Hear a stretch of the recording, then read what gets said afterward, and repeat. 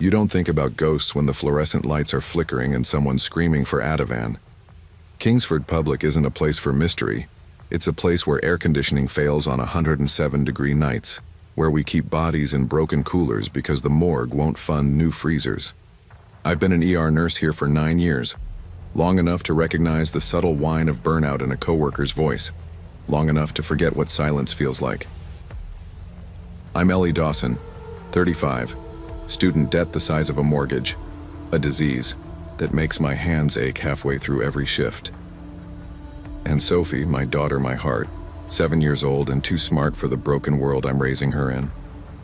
It started the night of Clara's February 18th. It was already 98 degrees when I walked into the ward, sticky scrubs clinging to my back. I logged in, took a report from the day nurse, and barely noticed anything off until the first Clara arrived. Clara Henderson, 68, coding when she hit the ambulance bay. EMS said she fell reaching for the kettle. Bruises bloomed down, her neck like wet ink. I did compressions until I felt a rib crack beneath my palms. 47 minutes, nothing. I called it at 11:55 p.m. 7 minutes later, the second Clara came through the doors. Clara Hartwell, 68, same fall, same wrist fracture, same date of birth. She flatlined at 12:09 a.m. The same faded photo clutched in their fists. The Newcastle Memorial Fountain under a summer sun, colors nearly leached away. Same Kmart nightgown, same expired digoxin packet tucked in their robes. I tried to find the logic, some twisted coincidence, but the night wasn't finished with me yet. The day after the Claras, the IV pumps went haywire. It was just past midnight when the alarms blared, every pump in Trauma B screaming like a dying animal. I ran from bed to bed, but none of them were even in use. Biomedical came down 3 hours later, shrugged, and said all batteries had drained to exactly 14%. 14. The number clung to me like a rash. 14 minutes between the Clara's deaths. 14% battery. Bed 14 where we treated. Henderson, I chalked it up to stress, lack of sleep. Nurses aren't supposed to believe in patterns. We believe in blood pressure, lactic acid levels, and ECG rhythms. But the next night, the ward started talking. Wheelchair movements, lights blinking in the shape of numbers. A junior nurse swore she smelled flowers and antiseptic floating between beds. I wanted to laugh. We all did, in that brittle way you do when your brain is slipping sideways. Back home, things were worse. Sophie had started sleepwalking. I woke up at 3:14 a.m., because of course it was 3:14, to find her at the front door. Her hand on the knob, her lips whispering, "The ladies want to play." I checked the locks twice after that, slept with a chair propped under the door handle, told myself she was dreaming, just a child processing the chaos of our lives. Then, I found the heart medication, same as the Clara's digoxin, a discontinued brand pulled in 2019 for safety concerns. Sophie had brought it in from the garden, said she found it buried in the dirt. She handed it to me like it was treasure. My hands shook so hard I dropped it, and that's when I stopped telling myself it was all in my head. I took a day off, told my manager I had a fever. Not a lie. My autoimmune flare-ups were getting worse, red blotches rising under my skin like tiny burn scars. Sophie stayed at school, and I went digging. The hospital records were yellowed, incomplete. But I found them, both Claras, admitted multiple times in the early 80s for occupational exposure. They'd worked in the old textile factory off Maitland Road, the one that caught fire in '81. No one ever talked about that place, not since the fire spread through the ventilation and killed 8 women trapped on the 3rd floor. Both Claras made it out. Both kept returning to Kingsford for chronic respiratory problems after that. Both treated by Dr. Lionel Whitmore, my mentor when I was a student. He was brilliant and broken, known for sleeping in the call room for days at a time, for whispering to himself between rounds. Everyone assumed he burned out. In 2015, he jumped from the roof of the admin building. Never knew why. He didn't leave much. Just a single sentence on his suicide note typed out and printed on Kingsford letterhead. They come in pairs now. I copied it down. Felt a pressure in my ears like diving too deep. Later that night, Sophie wouldn't eat dinner. She stared at the empty chair across from her and whispered, "She says her name is Clara." I asked which one. She shrugged. She says she was first. I came in early the next night. Thought maybe being around people would help. I told myself the routine was grounding. At 6:48 p.m. I found them in my locker. 2 nightgowns, pale pink, floral print. Tags still on, but the fabric smelled like hospital bleach and something sweet underneath. Gardenias, maybe. My locker was locked, and I hadn't touched it all day. I folded them and shoved them in the biohazard bin, but when I passed the bin 10 minutes later, it was empty. I asked the cleaner if she'd taken them. She looked confused. Said no one had emptied that bin.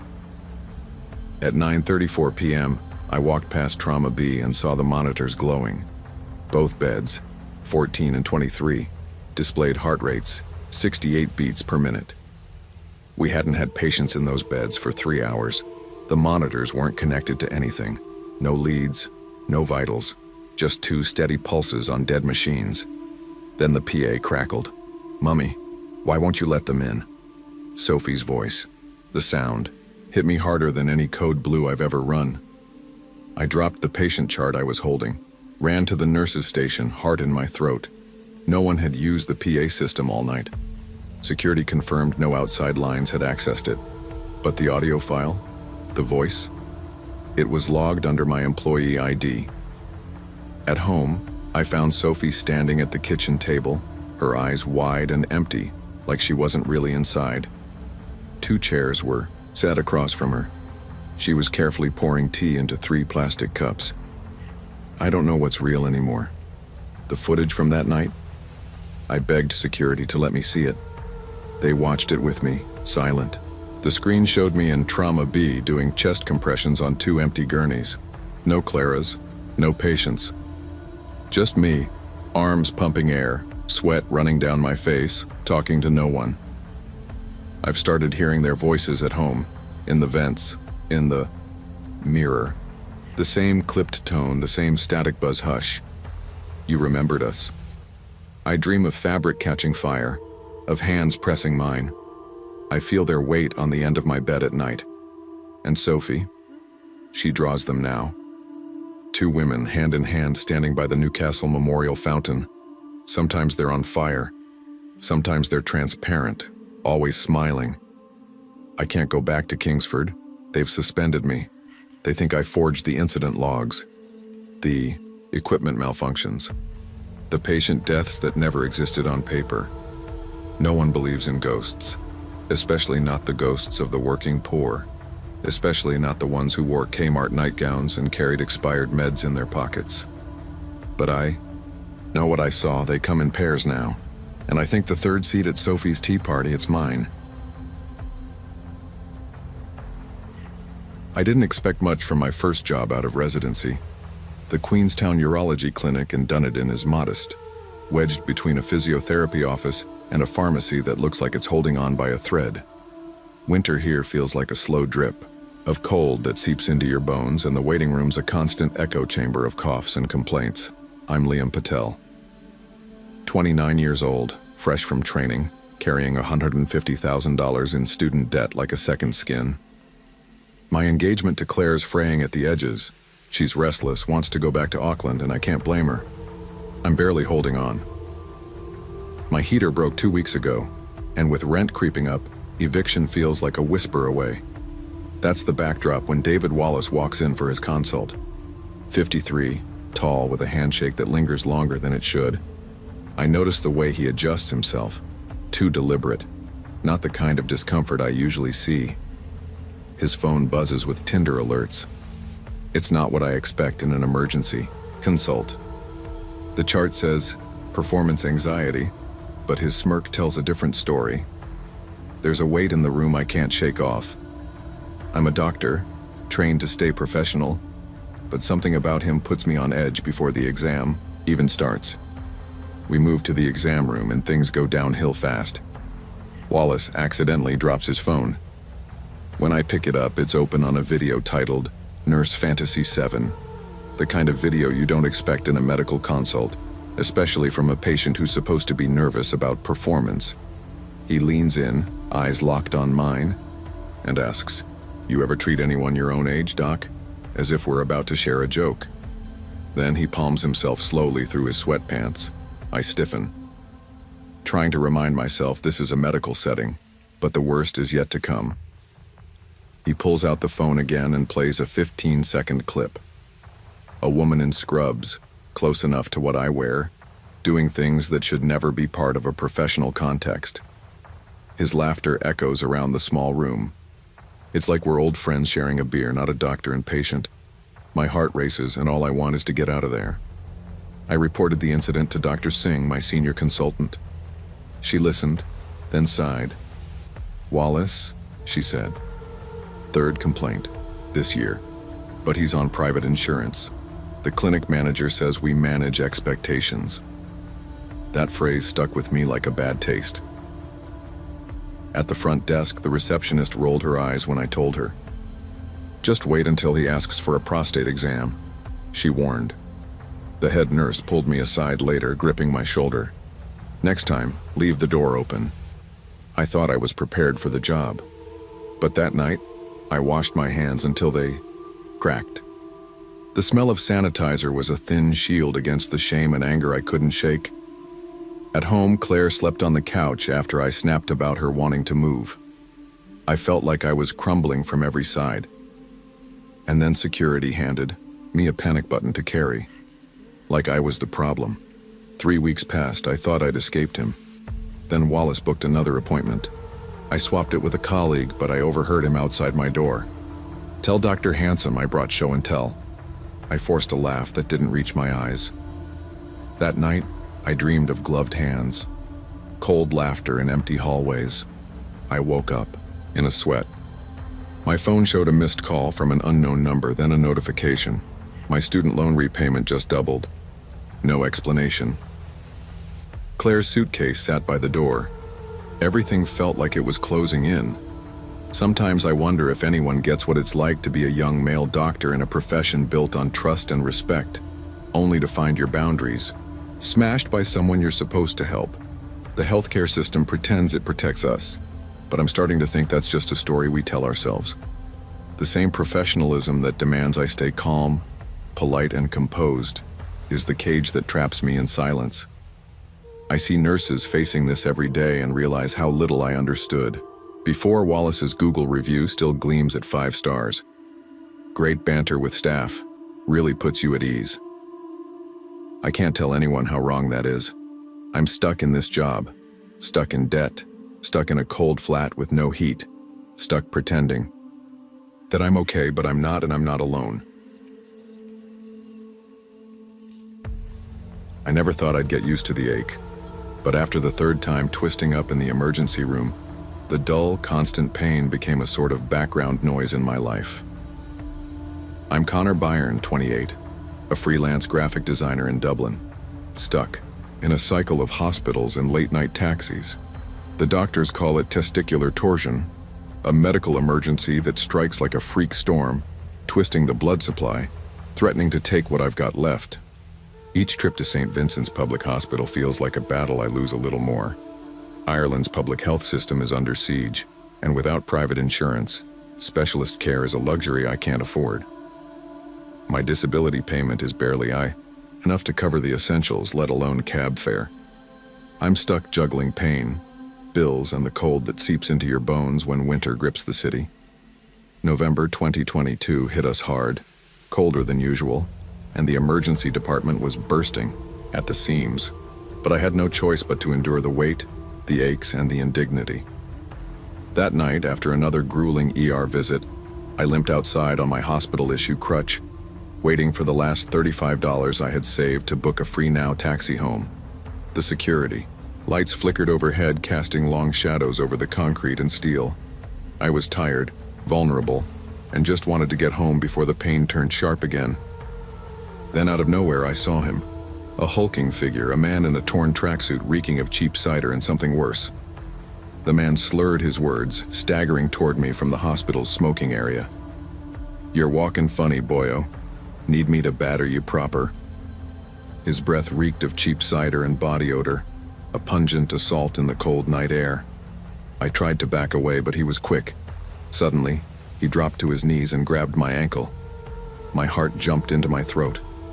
I froze, caught between fear and disbelief. And then it happened, the moment that still haunts me.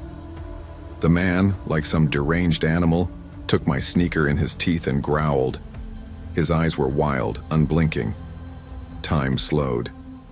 The cold bit into my skin, but it was nothing compared to the chill that spread down my spine. I grabbed my crutch and pushed him away, using the only weapon I had. I forced myself to laugh, even as my voice shook. "Easy there. I've only one good ball left as is." For a moment, the tension broke. The man laughed too, hoarse, off-key. Then, without warning, he stumbled away, singing "The Fields of Athenry," off-key, a haunting melody in the freezing night.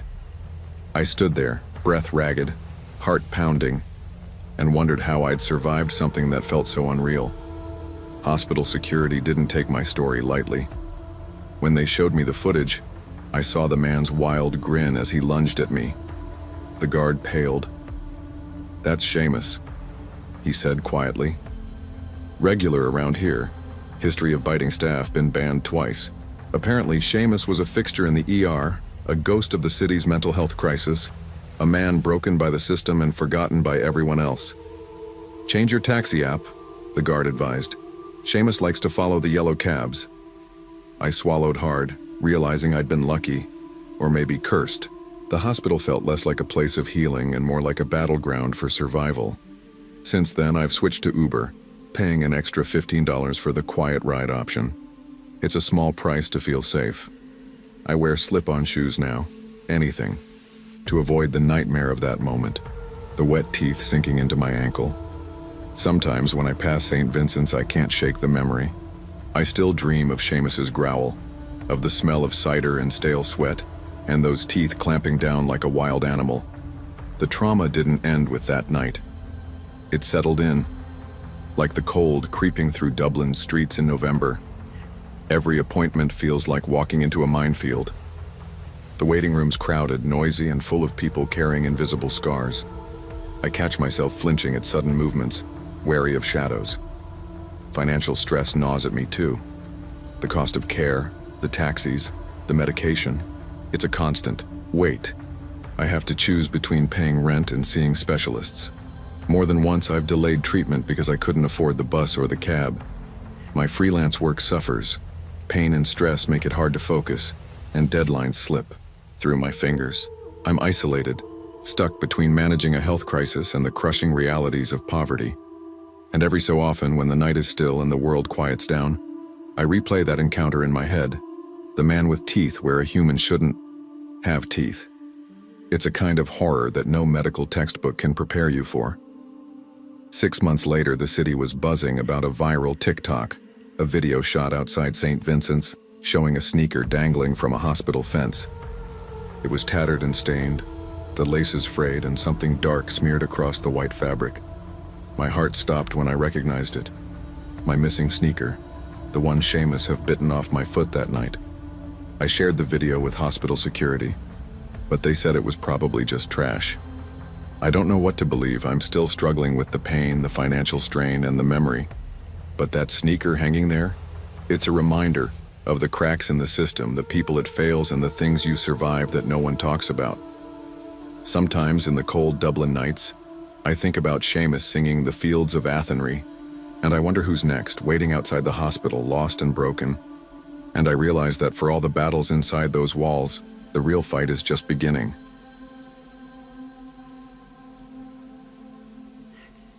My grandfather Lee Way has been slipping away for months now. Glioblastoma stole his voice and most of his memories, but when he's scared, his hand grips mine like iron. Every evening after my shift as a medical billing specialist at Sunset Hills Hospice Center, I sit by his bedside holding on to what's left of him. The hospice is a tired place, squeezed between a noisy freeway and a forgotten cemetery. The walls are stained with years of grief, and the staff is stretched thin. It's October 2023. The night's turning cold and damp, and every shadow feels heavier here. Li Wei was a soldier once, proud, strong. Now he lies fragile and silent. I do my best to shield him from the chaos that creeps into this place. The nurses are kind, but overwhelmed. Sometimes I wonder if the system is crumbling faster than the people it's supposed to care for. I barely notice the man who slips in one evening at 7:45 p.m., blue scrubs, wrinkled and faded, a badge that reads, David Porter, End-of-Life Volunteer, with a photo so grainy it might as well be a ghost's. He smells like antiseptic mixed with stale whiskey, and his eyes, those tiny pinpricks in the dim room, don't match the tired warmth I expect here. I feel a chill as he moves closer, placing a Ziploc bag of white pills on the nightstand. I don't know what he's doing, but I know it's wrong. David leans in, voice low, conspiratorial. You're Asian. Don't your people understand mercy killings? His words land like a slap. I recoil, but before I can say anything, he reaches out and grabs my grandfather's wrist. Shh, old soldier, just swallow, he murmurs, eyes dark and cold. My heart races. I slam the call button again and again, but the nurse's station is understaffed and no one comes. I shove my body between David and the IV line, blocking him. His shoes catch my eye, blood smeared across the soles. I remember the hospice cat was found mutilated just hours ago. My skin crawls. David's gaze flicks to me, lips curling in a thin smile. Then he whispers. He'll scream when the seizures start and turns to leave. He takes the pills but drops a business card on the floor. D. Porter, Transition Guide. It reads, with a phone number I don't recognize, 503-555-0192. The whole encounter feels like a bad dream.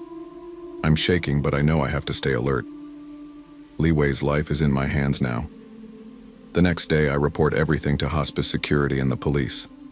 They tell me no one named David Porter works here or anywhere in the Oregon Hospice Network.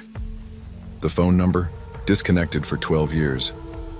I watch the security footage over and over. No one enters or leaves Li Wei's room during that hour. The cameras show only empty corridors and the steady hum of hospital life. The official response is silent on the details. They advise me to be cautious, to keep watching, but it feels like no one really wants to admit what's happening. An invisible predator in a place meant to be safe. I sit at my grandfather's bedside, the weight of fear settling in. Then, something unexpected happens. For the first time in months, Li Wei's eyes flicker open. His voice, weak but clear, cuts through the silence. Xiao Ezhen Nage Yi Sheng. Beware that, doctor. Then, just like that, he slips back into silence. His warning chills me to the bone. Since that night, I carry pepper spray tucked in my stethoscope pouch. I demand to see IDs from every staff member who enters the room. Trust is fragile here, broken by fear and uncertainty. Each morning, I find dark smudges on my grandfather's pillow, like charcoal fingerprints pressed into the fabric. No one can explain them. The hospice feels haunted, but not by ghosts you can see. The real specters are the gaps in care, the understaffing, the desperation of those left vulnerable. I talk to other families.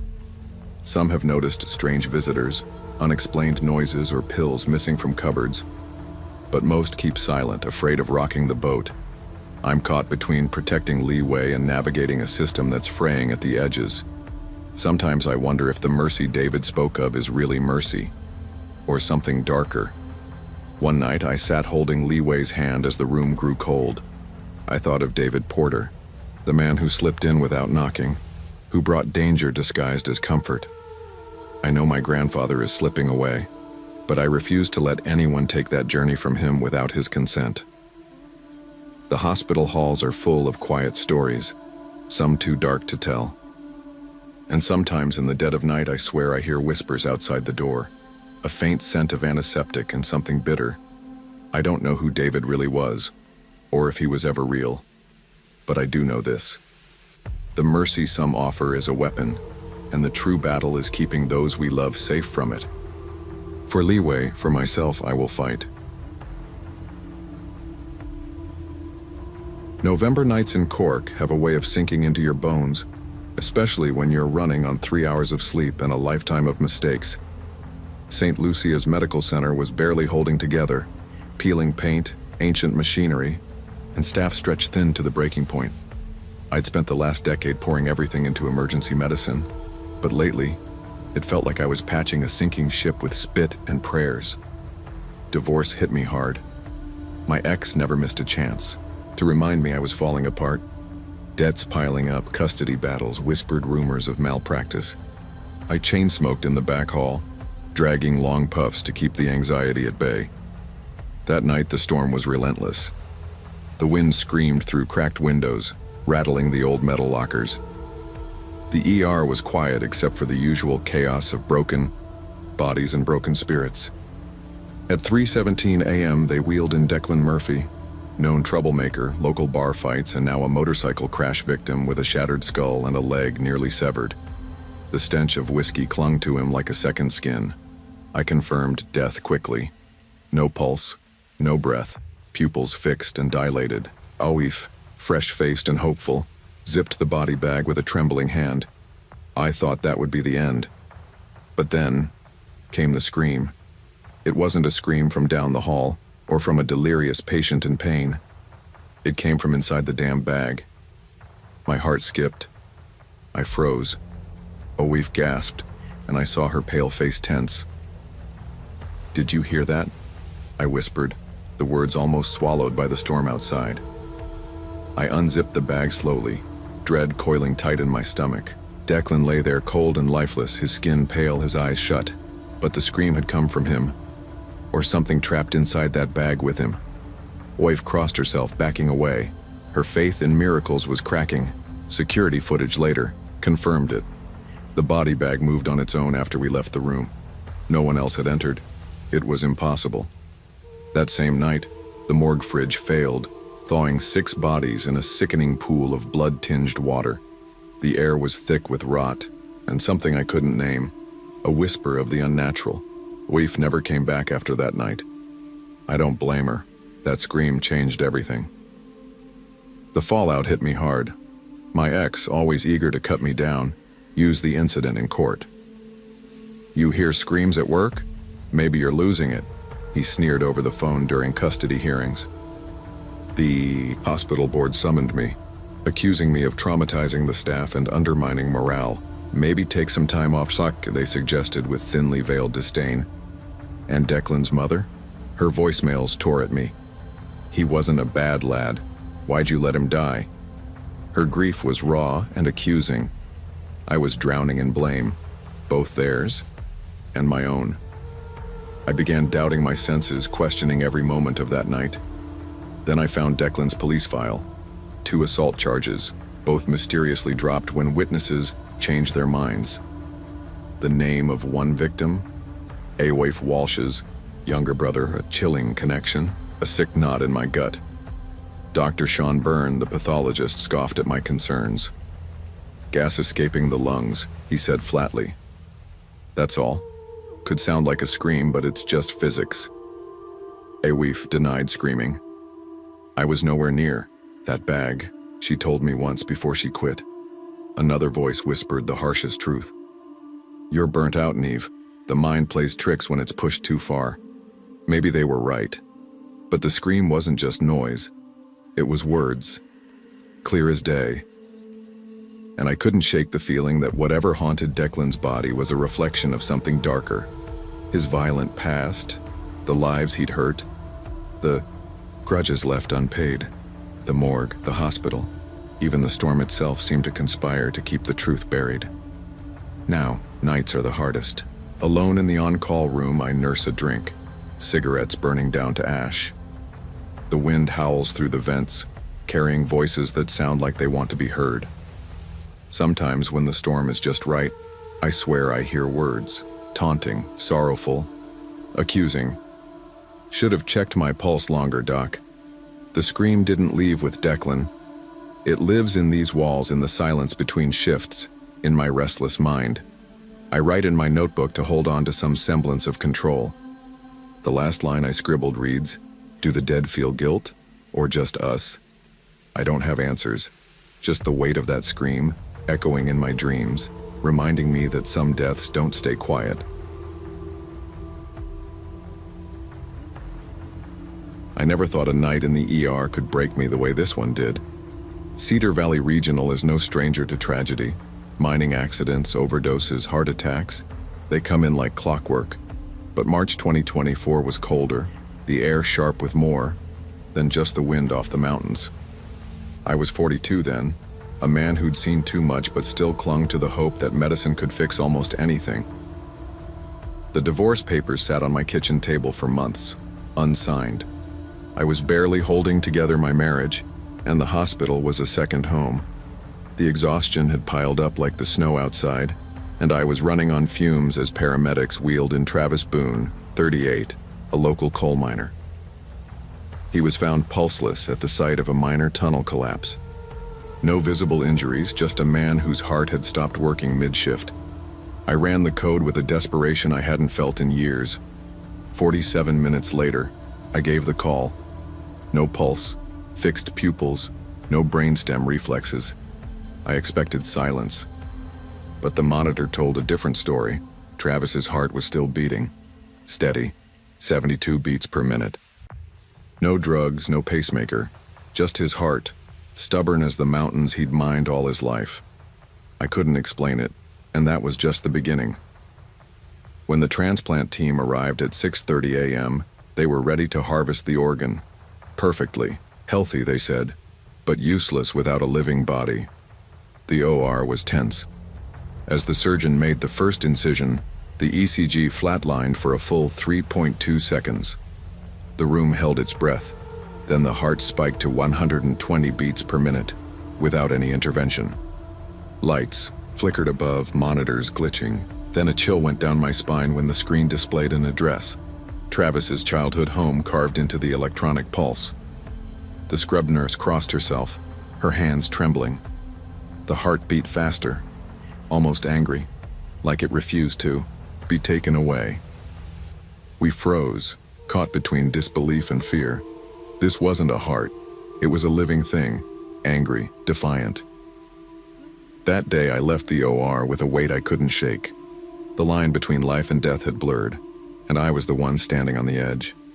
Travis's chart was amended with cardiac persistence of unknown etiology. His family told us stories. 3 generations of Boone men died with hearts still beating hours after declared gone. I started sleeping with my stethoscope on the nightstand, like a talisman against the unknown. My marriage? Still hanging by a thread. I pressed my ear against patients' chests longer than necessary, searching for something. An echo of Travis's defiance. The hospital became a place of whispered theories. Some blamed the coal dust. Years of inhaling toxic particles had somehow made Travis's heart too stubborn to stop. Others spoke of mountain legends, living graves, where the earth refused to release its dead. And then there was the theory I couldn't shake, the heart. Remembered the way home. I was a doctor trained to trust science, but that night, science felt small against the weight of the unknown. I began to see the mountains differently. They were alive with stories and secrets. The Boone family had roots, dug deep into the soil, men who carried their past in every heartbeat.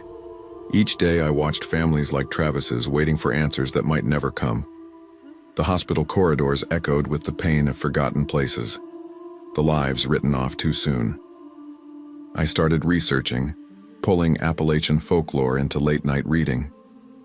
Tales of souls trapped between life and death, hearts that refused to quit, hands clawing from graves. The transplant team moved on, but I stayed tangled in the mystery. My nights became restless, dreams haunted by a pounding heart and a darkened mine shaft. Was it stubbornness? Fate? Or something ancient, whispered by the mountains themselves? One early morning, I drove past the Boone family cemetery, shrouded in dawn mist. The air was thick and cold, the ground freshly turned. I swear I saw handprints climbing out of Travis's grave, muddy, human. One set of footprints led straight back toward the mines. My own heart pounded in my chest. Exactly.